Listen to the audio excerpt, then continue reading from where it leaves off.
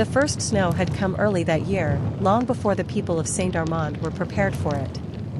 By November, the ground was already buried beneath layers of ice that cracked like broken glass beneath every footstep.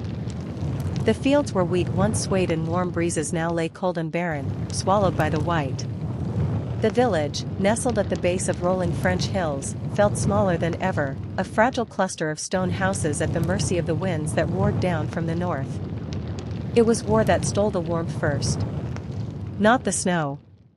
As the armies marched closer, sometimes distant echoes of artillery rumbling like thunder, fear seeped into every home. The young men were gone, taken to the trenches near the border. Horses were confiscated, livestock dwindled, trade halted. The once vibrant market square now stood nearly empty, with only a few vendors clutching tattered blankets around their shoulders, attempting to sell whatever remained: cracked potatoes, stale bread, wilted herbs. And little by little, even that began to disappear. On one of these bitter mornings, a girl named Elise Moreau trudged through the snow with a basket hugged against her stomach. She was 17, old enough to understand what war meant, but young enough to still hope that it would somehow pass by their village like a storm skirting a valley. Her dark hair peeked out from beneath a wool scarf, her breath forming faint clouds that vanished instantly in the wind. She had promised her mother she would check for supplies, though she already knew the answer. Still, she scanned the square for anything new, anyone lucky enough to have found something to trade. But as always, the market greeted her with silence. An elderly woman stood behind a table with only candles left to sell. Elise approached with polite hope. "Bonjour, Madame Dupont," she greeted softly. The old woman's face wrinkled deeper as she forced a smile. "Bonjour, ma fille. Looking for flour again?" Elise nodded, hope flickering in her eyes. Madame Dupont sighed and shook her head. "I am sorry, my dear. Nothing today." Elise's heart sank, but she kept that brave smile she had learned to master. "Merci. Stay warm." The woman chuckled dryly. "Warm. If only the war could bring us something useful." As Elise turned away, a distant crack echoed in the hills, not thunder, but artillery. Everyone in the square froze, heads tilted as though listening for death's footsteps. Then, as quickly as it came, the sound faded into the wind. The villagers resumed moving, but more cautiously, with eyes lowered. It had become a habit, the hush after the roar. Back home, a cottage stood with its roof hunched low under snow, as though bowing from exhaustion. Inside, the Moreau household fought a different kind of battle, one against hunger and sickness. Elise entered quietly, stamping snow from her boots. The fire in the hearth was barely embers, but her mother, Claire, sat nearby knitting, stiff fingers working slowly, painfully. "No luck?" Claire asked, though the basket already told the answer. Elise placed it on the table, empty except for a single candle she had bought, if only to support Madame Dupont, whose son had gone missing in the trenches. "At least we have light tonight," Elise whispered. Her mother kept knitting, eyes glassy with fatigue. "Light is good," she said softly. "Light reminds us the world has not ended." Against the wall lay a boy wrapped in layers of blankets, Luke, Elise's younger brother. Only 9, and already too familiar with hardship. His cheeks were pale, as though winter had taken color from him as well. He coughed, a sharp sound that sliced through the room. Elise knelt next to him. "How do you feel?" "Like a frozen potato," Luke muttered, attempting humor. But his smile wavered quickly into a grimace. Claire lowered her needles. If the soldiers would let the train pass, maybe medicines could return to the city.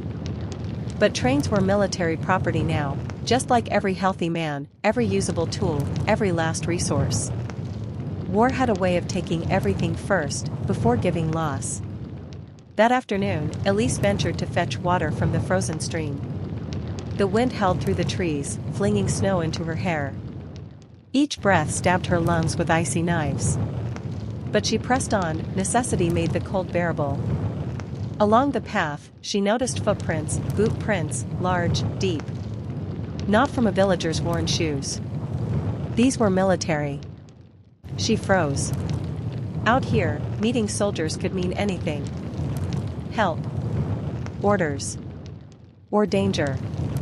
Before she could back away, a figure emerged through the flurry, a uniformed man, rifle slung across his back, cheeks reddened from cold. His steps were slow, heavy with exhaustion rather than threat. When his eyes met hers, he paused. "Bonjour," he said, voice rough. Elise swallowed, trying not to tremble. "Bonjour, monsieur." He looked past her, toward the village. "Is this Saint Armand?" "Yes," she replied. "Are you lost?" A humorless laugh escaped him. "Perhaps. My unit was moved last week. I've been delivering messages from the front, but the storm has turned everything into a maze." There it was, confirmation that war was crawling closer to their doorstep. Elise tightened her grip on the water pail. "There is an inn near the square. If you need rest." He nodded gratefully. "Thank you. What is your name?" "Elise." He gave a tired smile. "Captain Henri Fournier. It's good to meet someone kind." As he walked past her, his boots crunching through snow, she stared after him. Something about the encounter unsettled her. It wasn't fear, not exactly. But a feeling that the world was shifting, inching towards something darker. She hurried home, the pail sloshing with water that splashed cold against her gloves. When she returned, Claire listened as Elise recounted the meeting. "A captain, here?" Claire murmured, worry flickering in her voice. "That means troops are near." "And fighting," Elise added softly. Luke coughed again, as though the cold outside had already crept into his lungs. That night, the candle burned slowly on the table, a small flame against the darkness. Elise lay awake on her straw mattress, staring at the flickering light. Sleep wouldn't come, not with the wind howling like wolves outside or the distant boom of artillery shaking the silence. She thought of Henri, alone in the storm, carrying messages that could determine life or loss. She wondered how many soldiers slept in snow-lined trenches at that moment, freezing, starving, praying their next breath would not be their last. War felt far and near all at once. Invisible, yet present in every moment. She closed her eyes and imagined warmth, the sun shining over golden fields, laughter filling the village square, the scent of fresh bread from the bakery before the owner was drafted and it closed forever. But memories couldn't feed them. Couldn't save Luke. She sat up, tears threatening to spill, cheeks flushed from guilt, because she wished her brother wasn't sick, wished her father wasn't gone, wished the world hadn't shattered around them. Claire stirred in her sleep. Quietly, Elise rose and added a small piece of firewood to the hearth, one of the last 3 they had. The flame grew slightly, painting their faces with a faint glow. "We will get through this," she whispered to no one, to everyone. Morning brought no mercy. The cold was worse. The sky so white it blinded the eyes. Elise bundled herself tightly, scarf, mittens, coat patched too many times, and stepped outside with Claire. They shoveled snow from the roof, afraid it would collapse from the weight. The work was slow, their breaths harsh and frequent. Nearby, neighbors struggled just the same. Monsieur Laurent, once a proud farmer, now hacking at the ice-covered ground, desperate to reach the potatoes he had hidden beneath dirt before the freeze. His wife cried when she found most of them rotten. Children dragged sleds carrying firewood scraps collected from the forest, sticks hardly worth burning. The village was a portrait of desperation. Then came the soldiers. At first, just silhouettes against the snow, 1, 2, then dozens. They marched with heads bowed, guns slung across their backs, their uniforms dulled by frost. The captain from yesterday led them, speaking to the mayor near the well. Concern etched into every villager's face. Elise couldn't hear their conversation but saw the tension in their gestures, stern nods, hand gestures pointing toward the hills. Rumors flew like startled birds. "The trenches have moved closer. The enemy pushes forward. Our village may soon become the front." The thought drained what little warmth remained. Later, soldiers knocked on doors, seeking shelter or supplies. Some villagers welcomed them, their patriotism outweighing their fear. Others hesitated, worrying soldiers would only attract violence. Henri approached the Moreau house with two other men. Before Claire could protest, Elise stepped forward. "You helped me yesterday," he said. "We're looking for shelter. And food if possible." Claire's jaw tensed. "We have very little. Barely enough for our children." Henri looked sympathetic. "We won't take what keeps you alive. I promise. But perhaps we can help each other. If battle reaches this village, you will need protection." There it was, the truth spoken aloud. Danger was no longer marching toward them. It had arrived. Elise glanced at Luc, watching them from inside with tired eyes. She then looked back at Henri. "You may stay," she whispered. Relief warmed the captain's expression. His men settled in the barn behind their house, lighting a small fire and covering themselves in blankets.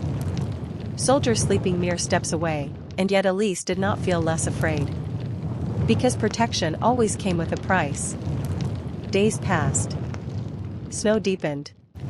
Supplies thinned. The soldiers helped where they could, chopping wood, mending fences, reinforcing their barn into a defensive shelter. Henri often spoke with Elise during these tasks, learning about her family, telling her fragments of life beyond the village. He never shared too much, the horrors of the war weighed in the shadows of his eyes, but his presence gave her comfort she did not expect. One evening, as the sun faded behind a veil of gray, Henri tapped on the door. "May I speak with you?" he asked. Claire nodded and let them step outside. Henri's voice was low. "Scouts report movement in the forest. The enemy is closer than before. We will do everything to protect the civilians, but you must be ready. If things go wrong, you must flee south." Claire stared at him, panic and disbelief battling in her gaze. "Flee? With my sick son? Through this snow?" Henri clenched his jaw. "I pray you never have to." Elise felt the ground sway beneath her. "So the war will come here," she whispered. Henri's breath formed a slow cloud. "War comes everywhere, eventually." He looked at her then, truly looked, and his eyes softened with something like sorrow. "But I admire your strength, Elise. Many would have broken already." She swallowed hard, cheeks warming despite the cold. "I only do what I must." "That is what strength is," he replied. For a moment, the world was silent except for snow drifting from the sky, white petals of winter. But silence, in wartime, was only a warning.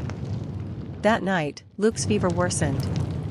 His breathing rattled like dry leaves, and his lips turned a frightening shade of blue. Elise held a cloth to his forehead, tears threatening as she whispered words of comfort. "Stay strong, Luc. Spring will come. Papa will come home. You just have to keep fighting." Luc's eyes fluttered weakly. "I'll try," he murmured. "For you." Claire sat near the hearth, rocking slowly as exhaustion overtook her. The fire was nearly dead again, only one log remained. Elise looked between her mother, her brother, the dim candlelight, and the frost creeping along the window. The world felt as though it were growing smaller, colder, darker with each passing hour. She wished for miracles. But war rarely gave them. Far away, artillery thundered again, louder this time. The windows shuddered. Snow outside rippled in gusts of wind tinged with the faint smell of smoke. The battlefield was no longer silent. Henri's soldiers scrambled in the barn, voices urgent, weapons loaded. Boots stomped through snow, commands flew in harsh whispers. Elise peeked through the curtains, heart pounding like a drum. She saw flames in the distance, maybe a farmhouse. Maybe someone's entire life burning to ash. She shivered, gripping the windowsill. This winter, this war, was devouring everything. Her breath trembled. "How much colder can it get?" she whispered to the night. And outside, as if answering her question, the snow kept falling. And falling. Without end. The morning broke with a weary kind of light, a pale glow struggling to push through heavy clouds. Snow continued to fall in slow, endless flakes, tiny white parachutes covering every surface in silence. It was the kind of winter that numbed more than fingers, it numbed hope. Captain Henri Fournier stood near the edge of Saint-Armand, his boots sinking deep into the snow. He watched the hills where smoke still rose faintly from last night's distant fighting. The air smelled faintly of burnt wood, and something else people tried not to name. The enemy was close. His men were exhausted. They had marched through storms, slept half-buried in snowbanks, and eaten rations that felt more like punishment than food. Yet they still remained, because retreat was not an option. Henri pulled a small notebook from his pocket, hands stiff with cold. He pressed his pencil to the paper and began to write, slowly, carefully, as though each word had weight. My dearest Marie. I hope you are somewhere warmer than this place. He paused, imagining his sister's face, bright eyes, always laughing. She was younger than Elise by 2 years, still innocent to the reality of war. He had tried to protect her from the truth, but distance made honesty harder to maintain. The snow here does not melt. It only grows deeper, swallowing roads and hopes alike. The village where we shelter is small and quiet, too quiet. Its people suffer. I fear more for them than for myself. A gust of wind blew snow across the page. Henri shielded it with his arm and continued writing. There is a girl who reminds me of you, brave and good-hearted. Her name is Elise. She cares for her ill brother while the world collapses around her. If you ever feel weak or afraid, remember her. If war must exist, let there at least be hearts like hers to challenge it. He hesitated at the last line, worried it said too much, but left it intact. Truth was rare in a time built on lies of glory and honor. He closed the notebook, sealed before fear could erase it. Behind him, Lieutenant Pascal approached, his face stern but eyes kind. Writing home again? Henri nodded. You should try to think less, Pascal said with a tired smirk. It keeps a man alive. If I stop thinking, Henri replied, I may forget why I fight. Pascal chuckled and slapped his shoulder. Fair enough. Inside the Moreau cottage, Elise knelt beside Luc, helping him sit up to drink warm broth, more water than food, but at least it offered heat. Luc's voice cracked as he whispered, Will the soldiers keep us safe? Elise brushed a hand through his hair. Yes, she lied.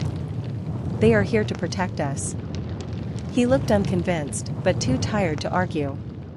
Claire stood at the table, slicing their last carrot into thin pieces, trying to stretch it enough for 3 portions. Her hands shook slightly, from cold or fear or both. She had always been strong, but even strength eroded under continuous strain. A knock came at the door. Elise opened it to find Henri holding a small bundle. I brought you something, he said, suddenly shy. Inside the cloth were 3 pieces of hardtack, military biscuit, nearly unbreakable except by hunger. Elise stared. We can't accept. You can, Henri insisted. We have enough to survive for now. You deserve more than barely surviving. Elise's gaze softened. Thank you. Luc waved from his blankets. Merci, Captain. Henri smiled warmly. Stay strong, little soldier. Luc's chest puffed slightly at the title. Henri turned to leave, but Elise called after him. Captain, if there's anything we can do to help. He paused. There is one thing. But it is not easy to ask. What is it? We need letters delivered. To reassure families. To remind soldiers what they still live for. His eyes flicked to the notebook in his coat. Would you help carry them to the postal wagon if it ever comes through? Elise nodded without hesitation. Of course. That afternoon, Elise walked to the barn where soldiers huddled around a dim fire. Henry's voice rose among them as he shared his plan, a rotating watch, evacuation routes, defense positions. His leadership reassured them more than he'd ever could. Elise approached shyly. The men quieted upon seeing her, a civilian among warriors. Henri stepped forward, introducing her. This is Elise. She and her family are helping us stay alive. Treat her as you'd treat your own kin." A few men smiled gratefully. To share loyalty was to share hope. Henri handed her a cloth bag filled with envelopes, dozens of them. Some edges stained by mud or tears. "Guard these well," he said. "They are worth more than bullets." Elise traced her fingers over the bag gently, as if touching someone's heartbeat. Letters had the power to save, or break, a soul. "Where will they go?" she asked. "If the railway opens even one day," Henri said, "we send them all." She nodded, feeling a responsibility that made her stand taller. As evening approached, the village gathered in the square, rare these days. Soldiers distributed tin cups of weak soup to the children, and the elderly received blankets sewn from old uniforms. Young mothers clutched babies beneath layers of cloth, their eyes sunken but grateful. Elise helped serve. A girl her age named Adeline, cheeks pink from cold, leaned near. "Do you think we will live through this?" Adeline whispered. Elise swallowed. "We must. There's no other choice." Adeline forced a smile. "You always make it sound simple." "I only make it sound necessary," Elise replied. The church bell rang suddenly, sharp and urgent. Heads snapped upward. Henri shouted, "Incoming artillery! Everyone take cover!" Panic rippled through the crowd. Mothers screamed, soldiers rushed to their positions, children clung to legs, chaos against the falling snow. Elise grabbed Adeline's hand. "Come with me." A deafening blast shook the ground, snow exploding from a detonation along the hillside. The priests opened the chapel doors wide and villagers poured inside, gasping, crying, praying. Claire huddled over Luc, shielding him as windows trembled. Elise reached them, heart pounding against her ribs like a caged bird. Henri and his soldiers stood outside, rifles raised, scanning the horizon. Another explosion rumbled, closer this time. "This is just a warning," Pascal muttered. "They want us scared." "It's working," Henri said grimly. "But fear won't make us surrender." Hours later, the sky went quiet again. Snow fell peacefully, as though nothing terrible had happened. Yet the villagers did not sleep that night. Henri walked through Saint-Armand, checking every street, every door. He found Elise outside, arms wrapped around herself, staring toward the glowing horizon where fires still smoldered. "Are you all right?" he asked. "Yes," she lied again. "Just thinking." "About what?" "How something so beautiful," she gestured at the snow, glimmering softly under moonlight, "can be part of something so cruel." Henri followed her gaze. "War is always cruel. But beauty finds a way to survive, even here." Elise considered that. "Do you believe this will end soon?" Henri was silent for a long moment. Finally, he spoke, honesty weighing every word. "I don't know. But I believe that as long as we fight for something, or someone, the cold cannot win." The wind brushed snowflakes across their faces. For a moment, they stood together in quiet understanding, no uniform, no duty, no fear. Just two souls struggling against winter. Back inside the cottage later, Elise opened the cloth bag of letters. She couldn't resist reading the names, not the words, just the names. Names of wives. Names of children. Names of parents waiting anxiously by windows. Each one a whole world wrapped in paper. She picked up Henri's letter, the only one with handwriting she recognized. She didn't open it, but she pressed it gently between her palms. Luc stirred in his sleep. Elise tucked the bag under her pillow, as though protecting the last remaining threads connecting her village to hope. Claire whispered as she lay down, "You should rest." But Elise kept her eyes open, staring at the ceiling where shadows danced from the dying fire. She thought of what Henri said, that beauty survives even in cruelty. She tried to believe it. Tried to imagine spring. Laughter. Life. But every hopeful thought was interrupted by the memory of explosions, fire blooming over snow.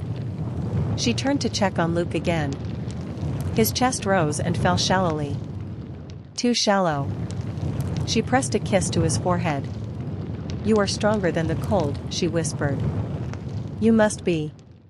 Outside, the soldiers took turns on watch, shivering, silent, vigilant. One misstep from the enemy could turn this fragile peace into chaos. One order from commanding officers could force them to abandon civilians. One more storm could seal the village in its icy grave. So many threats. So few answers.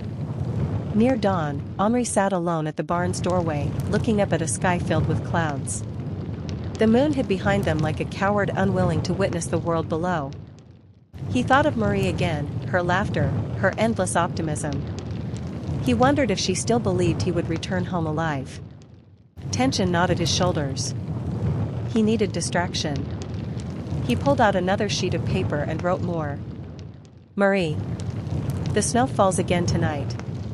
It feels as though heaven is burying the earth because it cannot bear to watch this war any longer." He stopped, realizing how bleak his words had become. But truth often was. With a heavy sigh, he folded the letter. It joined the others under Elise's pillow soon enough, a treasure of hearts waiting to be delivered. He looked toward the Moreau house, a faint glow inside from a struggling fire. He whispered to the wind, "Let them survive this." The wind answered only with cold. When morning finally arrived, villagers stepped out cautiously, expecting fire, death, but seeing only snow. As if the world had been erased and repainted overnight. Adeline found Elise quickly. "There's news," she whispered urgently. "The mayor says the postal carriage might return today. They say the soldiers cleared the south road." Elise's heart leapt. A chance, small, fragile, but real. Hope. She ran to Henri, who already had his men mobilizing. Pascal grinned as he loaded letters into bags. "Looks like you'll be our good luck charm," he said. Henri approached Elise, eyes brightening. "It's happening. We'll take the letters to the road crossing. Would you like to come? To see them safely on their way?" Elise nodded eagerly. "Yes." But Claire caught her arm. "It's dangerous." "It's necessary," Elise insisted. "For them. For us." Claire hesitated, then released her hand. Henri offered Elise his spare scarf. "For warmth," he said. She accepted, wrapping it tightly around her neck, the wool still warm from his body. She thanked him with a look rather than words. They trekked through snow half as tall as fences, following the winding road south. Soldiers flanked them, rifles ready. The landscape felt endless and white, like walking through a dream too cold to wake from. Halfway there, Henri signaled a stop. Tracks in the snow. Boot prints. But not French. Everyone's breath caught. Henri motioned them into defensive formation, silently, swiftly, practiced. Elise's heart pounded so hard she felt it in her fingertips. Pascal crouched, studying the tracks. "Fresh," he whispered. "Too fresh." "Enemy patrol," Henri concluded. "Small group." A low rumble echoed across the hills, not artillery this time. Horses. The postal carriage. Hope flickered like a candle protected by shaking hands.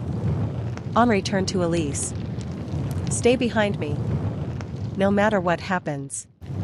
She nodded, clutching the letters close as though holding souls in her arms. The carriage emerged through the snowfall, a driver whipping reins, horses snorting clouds of steam. But shadows moved behind them, dark figures rising from behind a ridge. German soldiers. "Ambush! Down!" Henri shouted. Rifles cracked, bullets tore through the air. Snow burst upward like white blood as gunfire shattered the stillness. Henri shoved Elise behind a fallen tree. "Stay low." She curled around the letters, heart slamming against her ribs, shaking violently as the world erupted around her. Soldiers shouted. Horses screamed. The carriage faltered, tipping, letters spilling like birds shot from the sky. Henri fired back with fierce precision, yelling for his men to cover the driver. Pascal lunged toward the scattered letters, grabbing handfuls even as bullets snapped past him. Snow turned red in patches. War had found them. Elise pressed her face to the cold ground, praying without words. Not for victory. Just survival. The ambush was brief, fierce but small. The enemy patrol, realizing reinforcements were near, retreated into the forest. Silence returned, but not the peaceful kind. Bodies lay still in the snow. Henri staggered toward Elise. "Are you hurt?" She sat up shakily. "I'm all right." He exhaled in relief, only then wincing as blood dripped from his sleeve. "You're injured," she breathed. "It's nothing," he lied, "and badly." The wound was deep, staining the snow beneath him. Pascal rushed over, half the letters were covered. "We must go. Before they come back with more." Henri nodded and placed a shaky hand on Elise's shoulder. "You were brave," he said. "Thank you, for protecting the letters." She looked down at the bundle in her arms, no longer just messages. They were the reason she stayed alive, the purpose that pulled her forward. By the time they limped back to the village, exhaustion clung to every soul. But the letters, the precious letters, would make it out before the roads closed again. Hope was wounded, but breathing. Luc greeted Elise with weak applause, smiling through his illness. "You saved the letters," he whispered proudly. Elise kissed his forehead. "We saved them." Henri collapsed onto a chair, wincing from pain. Claire immediately began stitching his arm, hands trembling but skilled. He watched Elise as she sorted the letters, smoothing each crumpled envelope with care. "You gave me something today," he told her quietly. She looked up. "What is that?" "A reminder," he murmured, "that even in war, hearts can cling to something worth saving." Their eyes met, and for a moment, the room felt warm. Later that night, as Henri rested and Luc finally slept peacefully for the first time in days, Elise stepped outside. Snowflakes glittered beneath lantern light. She looked toward the dark hills, where danger lurked, where loss waited. And she made herself a promise. "I will not let fear bury us," she whispered into the cold. A promise only the snow heard, and kept. Because once words are spoken into winter, they never melt. The next morning arrived with a silence so thick that even the wind seemed afraid to breathe. Snow fell in slow spiraling patterns from a silver sky, each flake drifting like a warning from the heavens above. The village of Saint Roch was muted under the weight of winter, roofs buried beneath sheets of white, chimneys spitting smoke into a freezing world where hope was becoming brittle and thin. Elise pressed her hand against the frosted window, tracing a circle so she could peer outside. The glass had frozen overnight, sealing the warmth of the small cottage within. Her little brother Luc slept peacefully beside the dying embers of the fireplace, though his breasts were shallow and his cheeks pale. Their mother, Colette, knelt beside him, meticulously preparing a thin broth using the very last pieces of carrot they had stored for winter. "You should be resting," Colette murmured without looking up. Elise turned from the window, rubbing her arms for warmth. "I can't rest. Something is wrong. The soldiers, they were closer last night. I heard them." Colette paused, stirring, tension rippling through her shoulders. War has no mercy. It comes for villages like ours without warning. She forced a small smile. "But you must trust that Allah will guide us through this storm." Elise didn't respond. Instead, she pulled on her wool coat and scarf. The weight of responsibility pressed heavily on her shoulders, heavier than any 16-year-old should carry. She stepped outside, the cold hitting her like a wall. Snow crunched beneath her boots as she made her way down the silent path toward the village square. The streets were empty, lamps still lit, flickering in the dusk like morning light. Then she saw movement, a line of refugees trudging through the snow, faces hollow, clothes torn, children clinging desperately to their mothers. Monsieur Armand, the village mayor, hurried alongside them, trying to guide the group toward the church for shelter. Elise rushed forward. What happened to them? Armand's face turned toward her, powdered with frost, worry carved deep into his expression. Their town was taken in the night. The fighting grows closer every hour. He sighed as if the breath had been stolen from his soul. War has finally come for us. Elise's heart tightened. She helped a young girl whose nose had turned blue from the cold. The little one's eyes, large and terrified, never blinked. "Is your home far?" Elise asked softly. The girl shook her head. It was behind us. But the soldiers came. Fire. Loud noises. Papa didn't make it. Her lips quivered as tears crystallized on her cheeks. Mama said to keep walking. Elise hugged her tightly, wishing she could shield her from the world. A deep rumble rolled across the horizon, like thunder beneath the earth. Cannons. Everyone froze. Then, as though the sky itself trembled, another explosion echoed through the snowy mountains. The drums of war were marching closer. French soldiers appeared soon after, not the calm patrol Elise saw before, but troops strained from long battles. Their uniforms were torn, their boots wrapped in extra cloth to keep the frost from biting flesh. They carried wounded men on wooden carts, red bandages stark against the snow. Captain Matthew descended from his horse, his breath steaming heavily. He looked older than he had just 2 nights before, the stress of command weighing on his heart. Everyone inside. Take shelter. Prepare rations. Stay near the church, he ordered. Armand approached him with urgency. How long do we have? Not long, Captain Matthew replied gravely. German forces are advancing quickly. They want the ports to the west, and we stand in their way. His eyes scanned the villagers, fear, hunger, desperation. Innocent lives caught between armies. We must fortify the village outskirts, he continued. Every able body will help. Elise swallowed hard. She wasn't a soldier. She couldn't shoot. She could barely lift a sack of potatoes. Yet she felt the captain's eyes land on her. You're the brave girl from yesterday, he said. Elise, isn't it? We need people like you. War isn't fought with guns alone. Help the medics. Help those who can't help themselves. She nodded without hesitation. I'll do anything.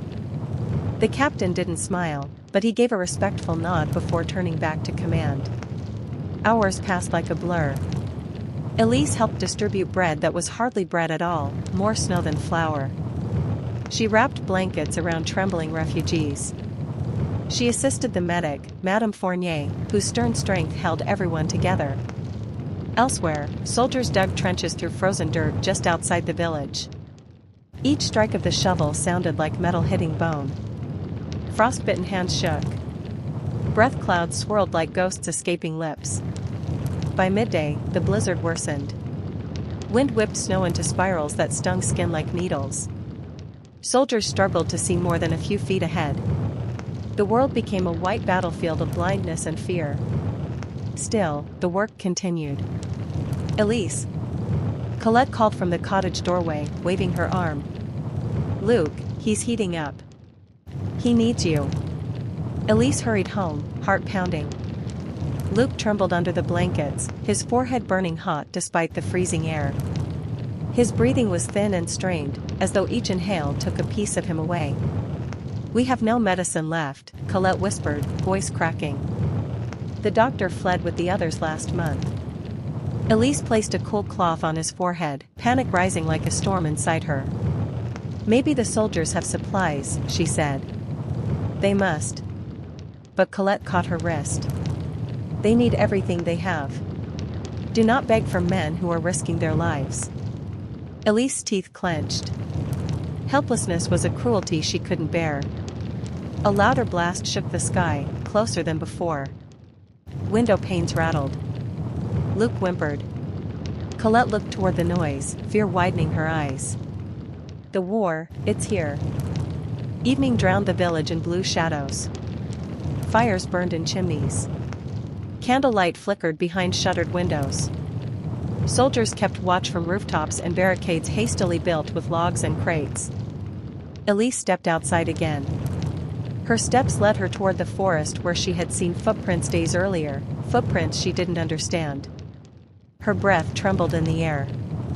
The snow beneath the trees was untouched now, except for paw prints belonging to a lone wolf wandering nearby.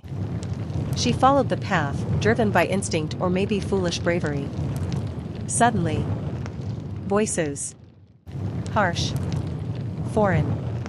German soldiers. 3 silhouettes moved through the trees, rifles slung over their shoulders, scanning the terrain. Elise ducked behind a fallen trunk, heart smashing against her ribs. She clutched her scarf to silence her own breath. The Germans were scouting, testing the village's defenses. As they approached the riverbank, one stopped and kneeled. He reached into the snow and pulled something out, a child's rag doll, frozen stiff, dropped by someone fleeing. The soldier stared at it, his face softening. He slid the doll gently into his coat. Not all enemies were heartless. The group moved on toward the mountains, disappearing into the blizzard's veil. Elise exhaled only when silence reclaimed the forest. She turned back, only to find Captain Matthew standing behind her. "What were you thinking?" he hissed. "It's dangerous beyond the trenches." "I saw them," Elise whispered breathlessly. 3 Germans. "They're scouting the village." His expression hardened. "Then we are out of time." Night fully descended. The first gunshot cut through the silent snowfall like a tear in a dream. Then another. And another. The thundering roar of battle erupted from beyond the hill. Fire lit the sky, shadows danced against the snow, and the chilling scream of war echoed across the land. Villagers hid inside their homes. Mothers shielded crying children. Elders prayed as the roof beams shook. Colette lunged to pull Elise inside, but Elise refused. "No. They need help." Her voice was steady despite the terror clawing at her heart. "If soldiers can risk their lives for us, I can do this." Colette looked like she wanted to scream, to demand the world stop harming her daughter, but instead she pulled her into one fierce hug. "Come home to us," she whispered. "Please." Elise nodded and sprinted toward the chaos. Battle torches burned along the outskirts. Snow turned black where shells burst. Soldiers fired into the darkness where unseen enemies moved like phantoms. Elise rushed to the medic station, a barn converted into a makeshift hospital. Inside, wounded men lay on straw beds, groaning, clutching their torn limbs. Blood stained the once white snow that drifted through broken planks. Madame Fournier shouted over the noise, "More bandages! Boil more water." Elise obeyed, her hands trembling but determined. She tore strips of fabric. She pressed cloth against wounds. She held a soldier's hand as he gasped prayers through chattering teeth. Outside, the cannons continued. The world was ending in fire and ice. A soldier was rushed in, coughing blood. Elise recognized him, the one who had carried the photograph earlier. His fingers clutched the pocket where the photo remained. My daughter," he gasped. Elise squeezed his hand. "She's waiting for you. You must live. She needs you." His eyes glimmered with tears, gratitude and fear entwined. But another explosion shook the barn, nearly knocking everyone down. Elise's heart lurched. For a moment, it seemed the entire world might collapse beneath the weight of war. Outside, Captain Matthew rallied his men. "Hold the line," he shouted. "Do not give them St. Roche."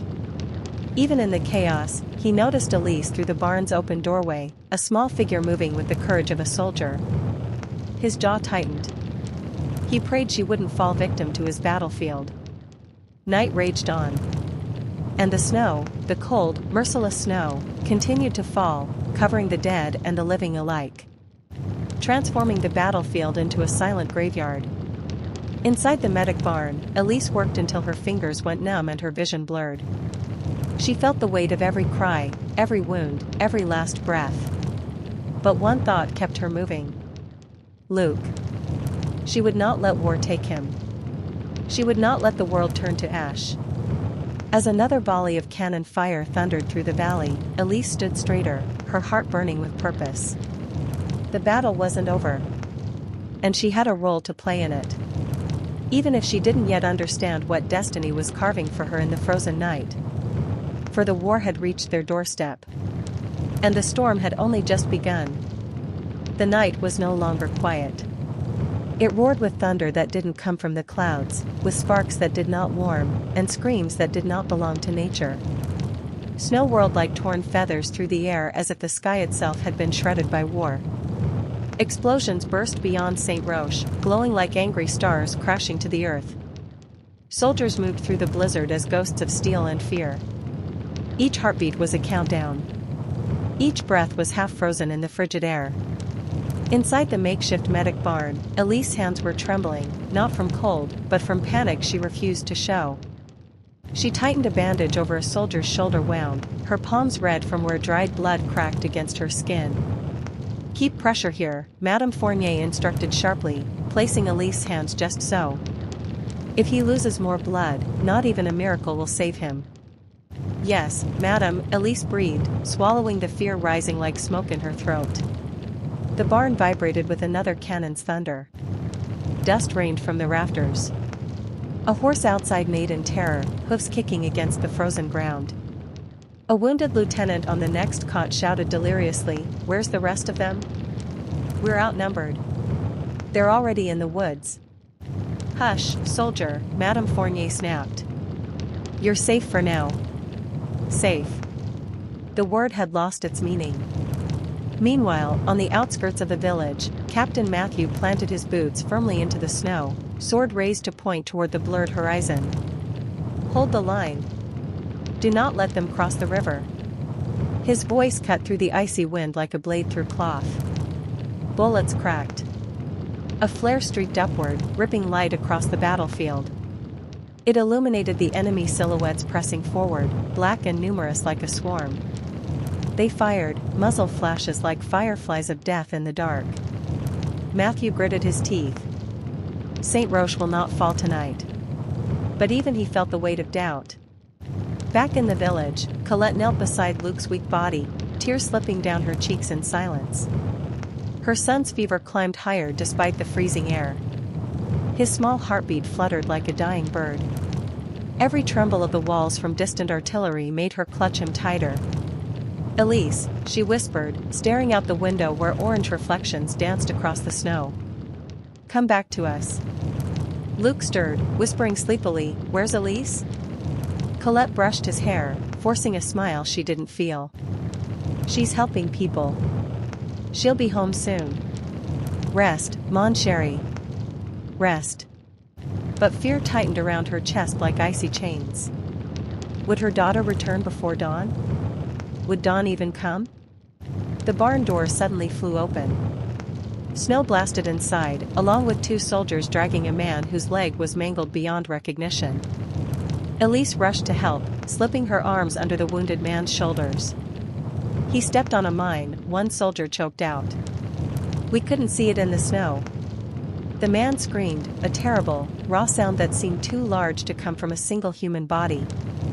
Madame Fournier's expression hardened. "On the table. Hurry." Elise held the soldier's shaking hand as the medic sliced what was left of his pant leg away, revealing bone, shredded flesh, and blood already freezing in chunks. His grip crushed her fingers, but she didn't pull away. "What's your name?" she whispered. The man gasped and forced a word past his lips. "Henri." "You're going to live, Henri," she said firmly, not knowing whether it was truth or a lie needed for his survival. When Madame Fournier lifted the saw, Elise instinctively looked away, but Henri dragged her attention back with pleading eyes. "Stay. Please." So she stayed, eyes locked on him even as the saw cut through bone. Even as he screamed into the frozen night. War stole innocence faster than winter stole warmth. Outside, the battle grew fiercer. Machine gun bursts tore through silence. Shells churned snow and dirt into deadly shrapnel. The once pure white ground turned the color of rusted iron. Captain Matthew's men fell one by one, some with curses, others with prayers, many with nothing at all. His sergeant shouted over the chaos, "We can't hold them if they flank the bridge." "I know." Matthew barked. "Signal the artillery." "We have no flares left." Matthew's pulse hammered. The snowstorm swallowed sound and sight, allies and enemies alike were lost in a blinding tempest of frost. He knew retreat would mean letting the enemy reach the civilians. And he would not abandon St. Roch. Then we fight, he growled. Until our last breath if we must. Amid the chaos, Elise stepped outside to fetch more water. The cold was so cruel it felt like knives slicing into her throat. Cannon flashes colored the snow bright orange, then plunged everything back into darkness. Smoke drifted over the rooftops like a black veil. She could hear the wounded begging for help, soldiers shouting orders, the river cracking under falling shells. Then, a new sound. A scream, a woman's voice. Elise's head snapped toward the village square. Refugees were scattering, German soldiers had broken through a gap in the lines. A small squad rushed into the village, firing wildly. No, Elise whispered. She dropped the bucket and ran, not away, but toward danger. In the square, a mother clutched her baby, frozen with terror as a German soldier pointed his rifle at her. Elise's heart lurched. Without thinking, without fear, she hurled herself between them. Stop, she cried, arms spread wide. There are children here. They're not soldiers. The soldier hesitated. Behind him, others shouted in German, pressing forward, urging violence. But this man looked at Elise, really looked, and saw not a threat, but a child.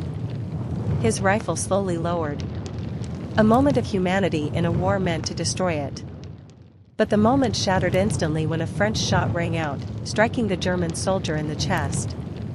He collapsed into the snow, eyes wide in disbelief. Elise gasped, kneeling beside him. He had spared her, yet died because of his mercy. His hand twitched. He reached weakly into his coat and pulled out a small rag doll. Elise's eyes widened. The same doll she had seen in the forest. A child's only comfort, he had saved it. The dying soldier pressed it into her hand, blood staining the fabric. "For Sie," he whispered.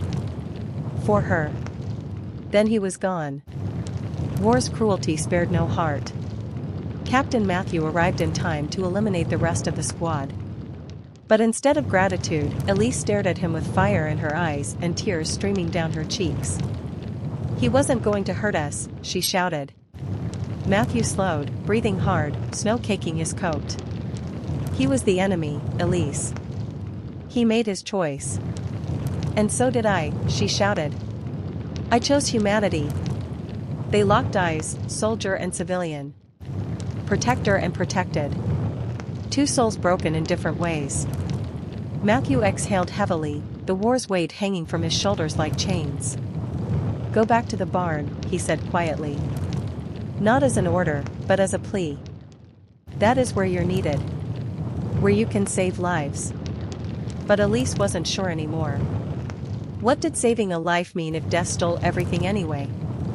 Still, she turned back and ran. Not because she feared bullets, but because she feared losing the people she loved. The battle raged for hours until the eastern sky began to pale, the first ghost of dawn rising beneath the storm clouds. Finally, the gunfire slowed. The explosion stopped. Silence swallowed St. Roch. Captain Matthew stood among the bodies, breath visible through the gray morning. Snow fell gently again, covering the carnage like a blanket hiding a nightmare. They had won the night. But at a cost that felt immeasurable. Inside the barn, Henri still lived, against all odds. Elise stayed with him until his breathing steadied, then dragged herself back home. Her boots left streaks of red in the snow. When she opened the cottage door, Colette rushed to her, pulling her into a desperate embrace. "My brave girl," she whispered, voice shaking. "My brave, foolish girl." Elise cried into her mother's shoulder, releasing every fear she had buried to survive the night. Then she knelt beside Luc. His fever burned like a coal against her palm. "I'm here," she murmured. "I'm here, little brother." His eyes fluttered open. "Sister," the sky was loud. "It's quiet now," she said, stroking his hair. "Rest. I'm not leaving again." He smiled faintly. You smell like snow. Elise held his hand until his breathing deepened once more. Outside, soldiers tended to their wounded. Villagers stepped out to count their losses. Church bells rang, not in celebration, but mourning. Saint Roch had survived a night that wanted it dead. But the war was far from over. As the first weak light of dawn slipped across the battlefield, painting the fallen with gold and sorrow, Elise realized something. She was no longer a girl hiding from war. She was a witness. A warrior in her own way. And she would not let this world break her. She pressed the rag doll, the dying soldier's final wish, against her heart. Somewhere out there was a child missing it. And Elise would find her. If war wanted everything, then Elise would fight to give something back. The blizzard showed no sign of mercy that night.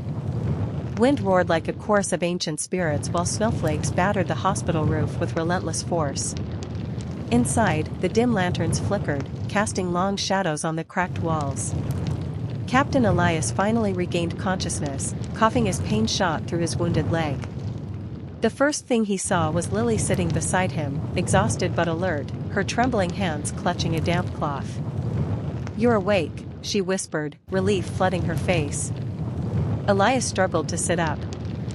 "How long was I out?" "Almost a full day," Father Vincent said as he entered the ward. "You are lucky to still be breathing." The bullet missed the artery by a miracle. But Elias wasn't listening. His focus went straight to the soldier in the corner, Richard, who had finally drifted into uneasy sleep, his wounds still fresh. Elias reached for Lily's arm.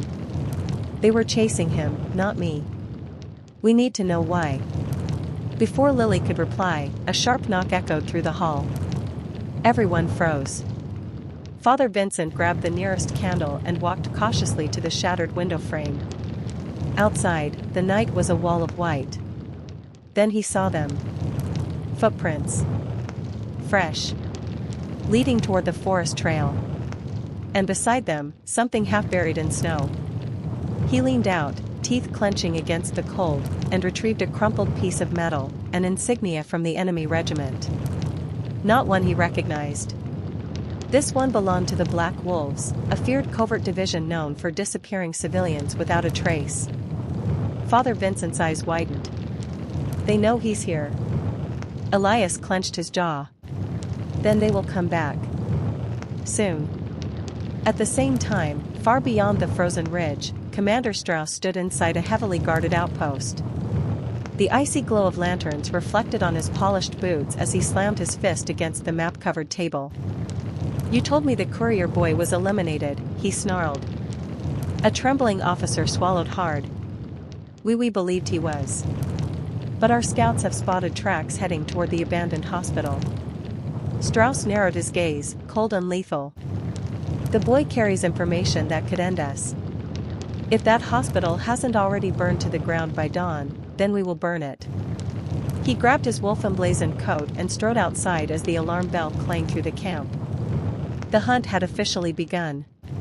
Back at the hospital, Lily found Richard suddenly gasping awake, panic seizing him. "The wolves," he stammered. "They want the message. It must reach the capital." He pointed shakily at his torn boot. Lily pulled it off, and tucked inside the lining was a frozen capsule the size of her thumb, stamped with a red wax seal. "What's inside?" Elias asked. Richard's voice broke. "Proof, they're planning something far worse than war. Cities will fall, millions." Before he could finish, a window shattered behind them. A bullet tore through the air. Lily screamed. Elias threw himself over Richard as glass rained to the floor. From outside, a chilling hell rose above the storm. The Black Wolves had arrived. Father Vincent quickly dragged a cabinet against the broken window. "We must move. The underground tunnels, go." Lily grabbed the sealed capsule. Elias supported Richard under his arm, teeth clenched through pain. The howling drew closer, boots crunching in the snow, lantern lights dancing outside. Heartbeats turned to thunder. As they reached the basement door, Richard looked back with terror in his eyes. They won't stop, he whispered. Not until everyone here is dead. Elias gripped his rifle tightly. Then tonight, we make them pay for every step they take. Behind them, the enemy began forcing the doors. Metal bending. Hinges screeching. Wood splintering. The hospital walls trembled as if the building itself feared the nightmare entering its halls. Still holding the message that could change the course of history, Lily whispered to herself. Please, don't let this be the end. Because somewhere out there, hope still waited. If they could survive just one more night. The night outside the broken windows raged like a beast unleashed. The blizzard roared and howled through the shattered hospital corridors, rattling metal trays and extinguishing weak candles. Every gust felt like a warning, danger was closing in. Inside the makeshift hospital ward, Marie stood frozen, unable to move after the gunshot shattered the window beside her. Snowflakes mixed with shards of glass scattered across the floor. The warmth of the room fled instantly, replaced by biting cold. The captain, still groggy from his injuries, pushed himself up with a pained grunt. Stay down. Marie hissed, grabbing his arm to force him back. But the captain shook his head, his eyes clearing with military instinct. That wasn't random gunfire, he said, voice tight. They know someone here isn't supposed to be alive. Marie immediately thought of the insignia, the wolf emblem now hidden beneath her apron. The memory of the enemy officer's rage burned in her mind. Whoever those soldiers were, they were determined to erase someone. Or something. Father Lucien rushed in, breath frozen in the air. That came from the tree line, he whispered. They found the tracks. Marie and the captain exchanged a look. The enemy had tracked the captain, or perhaps his secret. We must leave, the captain said, swinging his legs off the bed. Now. Marie shook her head, anger and fear tangled in her voice. You can barely stand. He tightened his jaw. If I stay, everyone in this hospital dies. I won't allow that. His strength was surprising, the will of a man who knew too well the cost of inaction. The escape plan. Father Lucien knelt beside them and pressed a worn map into the captain's hand. There is an underground tunnel, he said. It's old, built long before this war. It leads to the catacombs beneath the chapel across town. It's your only chance. Marie felt the weight of the choice pressing her chest. If she helped the captain escape, she would become a traitor to the enemy, and a target. The captain looked at her. His gaze was steady despite the pain. Marie. You saved me once. Will you help save us again? She hadn't realized until now how much she wanted him to live. Not as a soldier. Not as a symbol. But as a man who carried hope where there was none. I'll come with you, she said before fear could stop her. Father Lucien guided them to the service hallway. Move quickly. The storm will mask your tracks. The captain took Marie's arm to steady himself. She thought his touch might be cold, but instead, it was warm, like a heartbeat refusing to surrender. Through the blizzard.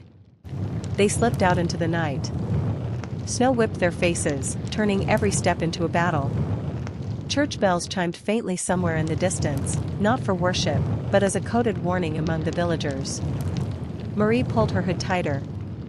The captain leaned heavily on her but pressed on. We're so close, she whispered. The captain gave a faint nod.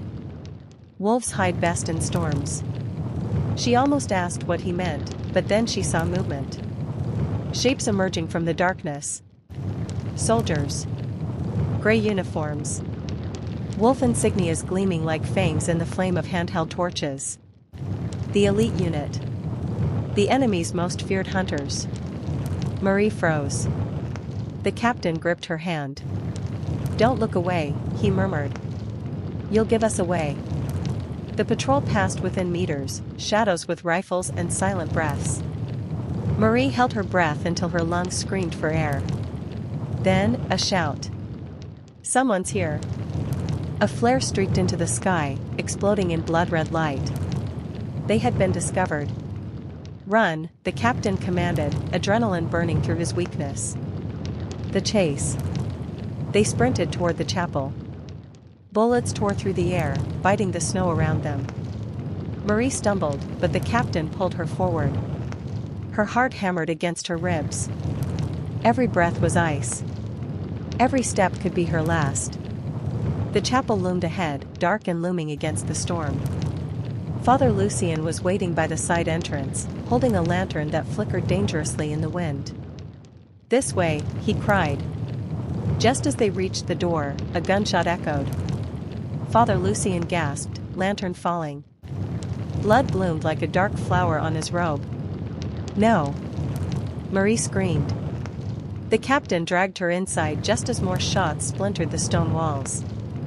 Father Lucien collapsed. Marie fell beside him, tears freezing on her cheeks. "You must go," the priest choked, forcing a key into her hand. "Save him. Save what he carries." The captain knelt, eyes filled with grief and guilt. "I will honor you, Father. I promise." The priest smiled weakly, his breath fading. Outside, marching boots. Inside, silence of death. Marie forced herself to stand. This was no longer just survival. It was a mission. Into the catacombs. They opened a stone panel hidden behind the altar, revealing a narrow stairway descending into darkness. As they descended, the wind and gunfire faded above, replaced by echoes of their steps and dripping water. The tunnel walls were carved from ancient rock, a forgotten history of the city. Marie lit a candle. Shadows stretched long and eerie. The captain finally slowed, one hand pressed against his bandaged side. "We are not safe yet." Marie looked at him closely. His face was drained of color. "You're bleeding again," she whispered. He sank onto a stone bench. "It's nothing." She knelt before him, peeling away the soaked bandage. The wound was reopening. Marie worked quickly, tightening a fresh wrap. Her fingers trembled, but she stayed steady. He watched her silently. "You could have left me behind," he said softly. "You chose not to." She looked up into his eyes. "I'm tired of losing people." Something in him softened, pain and gratitude mixing into a rare tenderness. Before either could speak again, a distant voice echoed through the tunnel. "Fan out." They came this way. The wolf unit had found the entrance. The captain stood again, fueled by sheer will. "We move. Now." The secret message. They pressed deeper underground until the tunnel opened into an ancient chamber filled with stone coffins and faded murals. Marie's gaze fell to the capsule hidden inside her apron, the one she found earlier. "What is this?" she demanded. "Why risk everything for a message?" The captain hesitated, then nodded. She deserved the truth. He took the capsule, breaking the wax seal. Inside was a small parchment marked with coded symbols. "It contains defense strategies," he said quietly. "Names of spies. Locations of munitions. If the enemy army had taken this to their commander, France would already be lost." Marie felt a chill deeper than winter. She had been carrying her nation's fate against her heart. Then, footsteps pounded closer. The enemy had reached the catacombs. The captain shoved the message into Marie's coat. "If I fall, you deliver it," he commanded. "No," she said fiercely. "We deliver it. Together." His eyes met hers, a silent vow between them. The wolf in the dark. The first enemy soldier rounded the corner. Marie screamed as the captain snatched a fallen rifle. Shots boomed. Sparks flashed off stone. The chamber shook with echoes of war. Marie ducked behind a tomb, heart pounding so loudly it vibrated her bones. The captain fought like a man driven by destiny, wounded, but unstoppable. For every soldier that fell, two more took their place. They were surrounded. Marie grabbed a broken sword from the floor, a relic hanging on the chapel wall long ago. She stood beside the captain, trembling but brave. "Stay behind me," he growled. "No. I'm done hiding."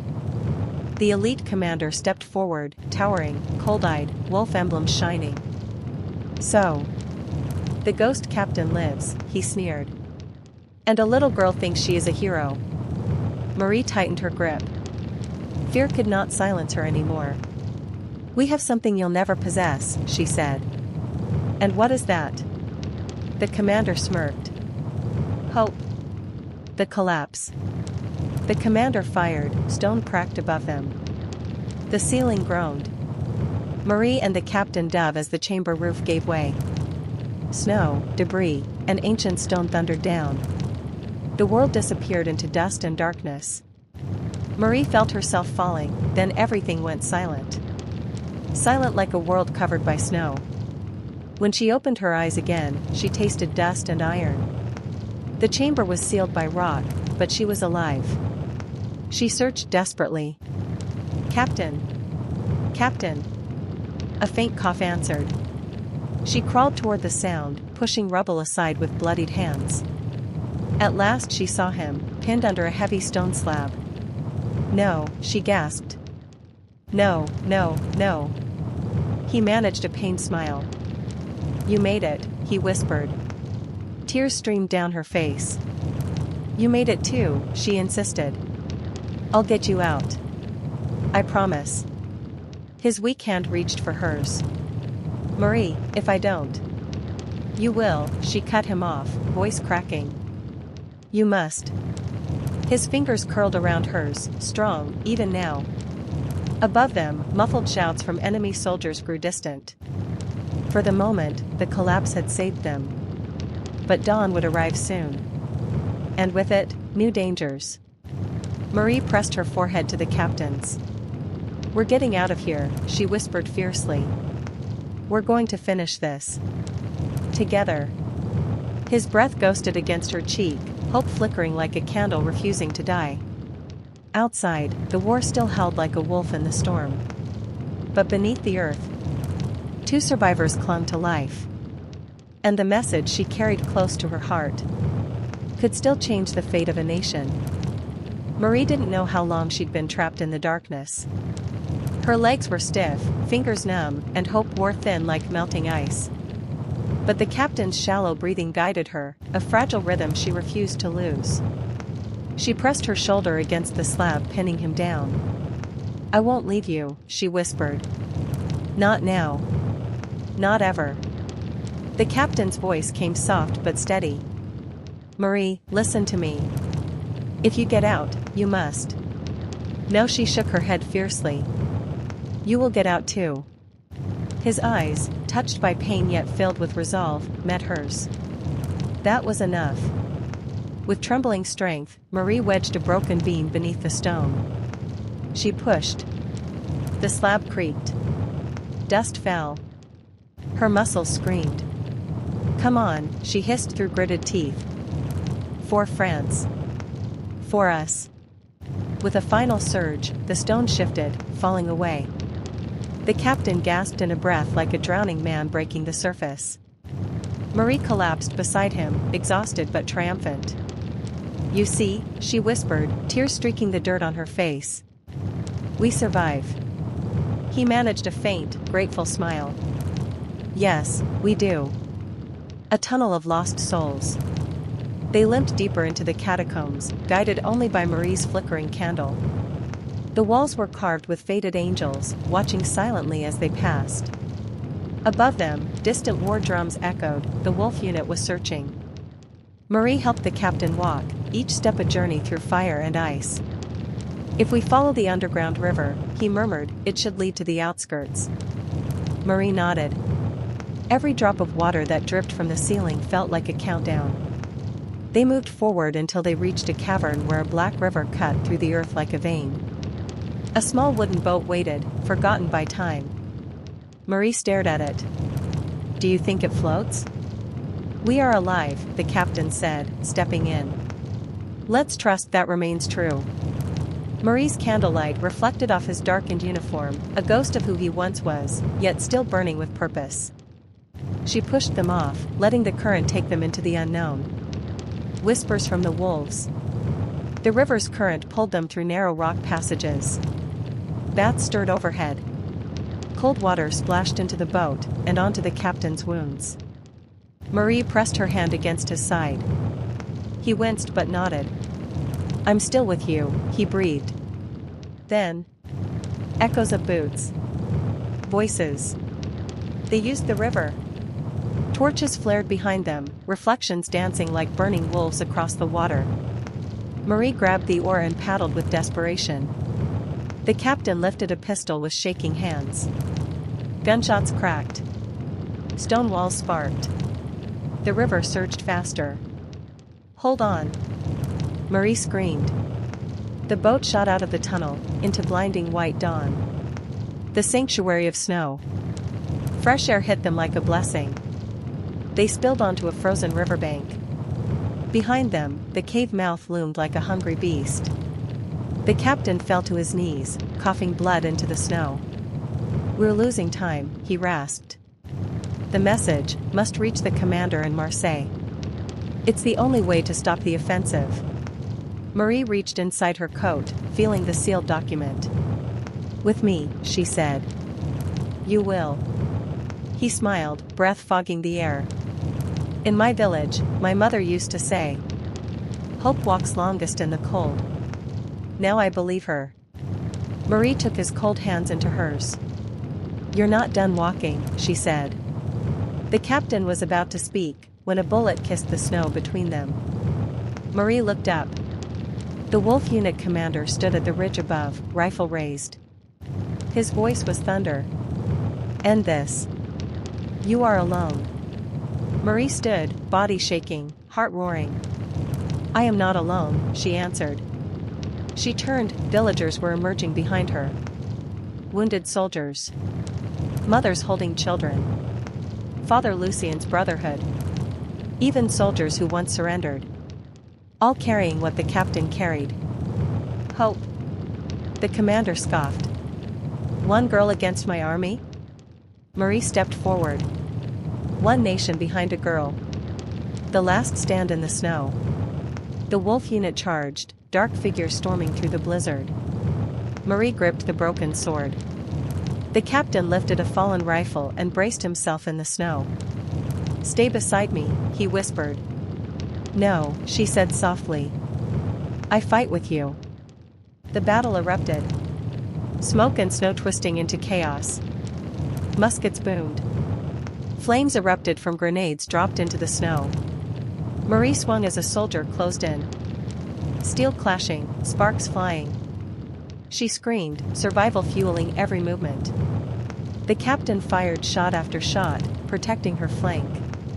The villagers fought like lions shielding their home. But the Wolf Unit was relentless. The commander advanced through the blizzard like death incarnate, sword dripping flame. "You are children," he growled. "Children cannot change history." Marie stood before him, sword trembling. "We are history," she said. The moment the world held its breath. The commander slashed, Marie blocked, falling into the snow. Before the final blow could land, a thunderous gunshot exploded. The commander staggered, a bullet tearing through his shoulder. The captain, collapsed and bleeding, lowered his smoking rifle. "With respect," he said, voice cold as steel. "We decide who we are." The commander roared, raising his sword. Marie surged upward and drove her blade into the wolf emblem at his chest. The great hunter fell, eyes wide in disbelief. Defeated by the very people he sought to erase. Silence followed. Broken only by the soft whisper of snowfall. Over a battlefield gone still. The Wolf Unit retreated, dragging their wounded. Their terror finally met a foe stronger than fear. Unity. The price of dawn. Marie turned. The captain lay still, snow turning red beneath him. "No," she choked, dropping to her knees. "Please, not now." He opened his eyes, barely. "Marie, we did it." She held his face between her hands, sobbing. "You promised to walk longer." He smiled. "I did. With you." His touch brushed her cheek, a warmth fading. "Tell my mother." I walked until the dawn. His breath lifted. Then gently. Fell no more. Marie pressed her forehead to his. Tears melted the snow where they touched. Dawn rose slowly, painting the world gold. A sunrise bought with the life of a hero. Marie kissed his cold brow. You will be remembered, she whispered. A letter for the future. Days later. Marie arrived in Marseille, the message held safely against her heart. The French commander read the coded parchment. His expression shifting from shock to relief. This will save tens of thousands, he said. You have my eternal thanks. But Marie didn't want gratitude. She wanted the captain to see the victory. As she walked outside, soldiers saluted her, honoring the girl who carried the fate of France through hell. Marie looked at the horizon. Snow falling softer now. As if mourning. And healing. At once. She clasped the captain's dog tags, a final gift from the battlefield. And whispered. Hope walks longest in the cold. The snow glimmered, catching the first warm light of spring. Epilogue, the silent battlefield. Years later. Children played on a quiet field, unaware that beneath the soil rested stories of courage. A white monument stood tall, inscribed with the names of those who defended freedom. At the top, Captain Matthew Deschamps. He walked until dawn. Flowers lay at the base, placed by a woman with kind eyes and silver in her hair. Marie stood quietly, remembering. His voice. His courage. His hope. Snowflakes drifted gently. Peaceful now. Not a warning. But a memory. Marie smiled faintly and whispered into the wind. You're not forgotten. And somewhere, in the silent heart of winter, the battlefield slept. Its sacrifice honored. Its story eternal.